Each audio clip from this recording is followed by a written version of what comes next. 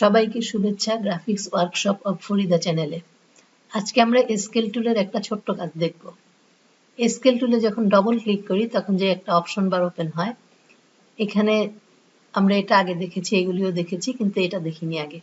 Scale strokes and effects, এইটার কাজ আজকে দেখব। সেজন্য আমি এটাকে একটা কিছু টাইপ করবো আগে ডকুমেন্টে, যে কোনো আমি আমার নামটাই টাইপ করি।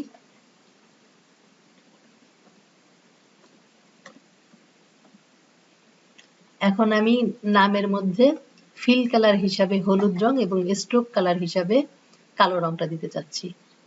সোয়াপ ফিল অ্যান্ড স্ট্রোক এখানে ক্লিক করলে পরে আমার ফিল কালারটা স্ট্রোক কালারে পরিণত হয়েছে, এবং ফিল কালারে ক্লিক করে এটাকে উপরে নিয়ে এসে আমি এখান থেকে কালার প্যালেট থেকে কালার স্পেকট্রাম থেকে হলুদ রংটা দিয়ে দিচ্ছি। হলুদ বা যে কোনো একটা রং দিলেই হবে। এখন একটা জিনিস লক্ষ্য করি, আমার স্ট্রোক আছে এখানে 1 পয়েন্ট, আর ফন্ট সাইজ আছে হচ্ছে এখানে 48 পয়েন্ট। এখন আমি এটাকে একটু কপি করব। অল্টার ধরে আমি কপি করে নিলাম। কপি করার পর যদি এটাকে ছোট করি, শিফট ধরে বা শিফট ছাড়াও ছোট করতে পারি। শিফট ধরে ছোট করার পর দেখেন আমার শুধু কালো রং দেখা যাচ্ছে, এখানে আর ফিল কালারের যে হলুদ রং এটা আর দেখা যাচ্ছে না। এবং এটাকে সিলেক্ট করলে দেখবো স্ট্রোক সাইজ 1 পয়েন্টই আছে, কিন্তু স্ট্রোক ছোট হয়নি, ছোট হয়েছে যে ফিল যে অংশটা আছে সেই অংশটা। আবার যদি এটাকে বড় করি,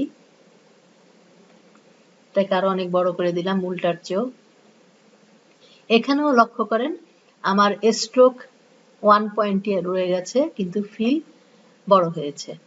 অর্থাৎ ছোট বা বড় যেটাই করি না কেন আমার সবটা ফিলের উপরই হয়, এফেক্ট হয়, কিন্তু স্ট্রোকের উপর কোনো চেঞ্জ হয় না।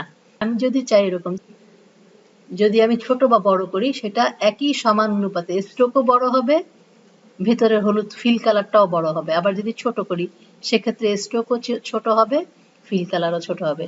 সেরকম যদি করতে চাই তাহলে স্কেলে এখানে কিছু সিলেক্ট করার দরকার নাই, স্কেল টুলে ডবল ক্লিক দেওয়ার পর আমরা এখানে শুধু একটা চেক করে দিব, স্কেল স্ট্রোকস অ্যান্ড ইফেক্টস, এখানে ক্লিক করে ওকে।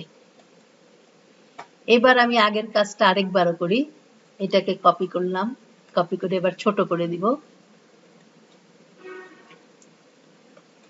দেখেন এখন কিন্তু আমার হলুদ রঙও দেখা যাচ্ছে, অর্থাৎ ফিল কালার এবং স্ট্রোক কালার দুটোই দেখা যাচ্ছে। এবং এখানে স্ট্রোক সাইজ এখন আর 1 নাই, এখানে দেখেন অবজেক্ট আমার লেখা যখন ছোট হয়েছে সেই সাথে একই অনুপাতে স্ট্রোকও ছোট হয়েছে।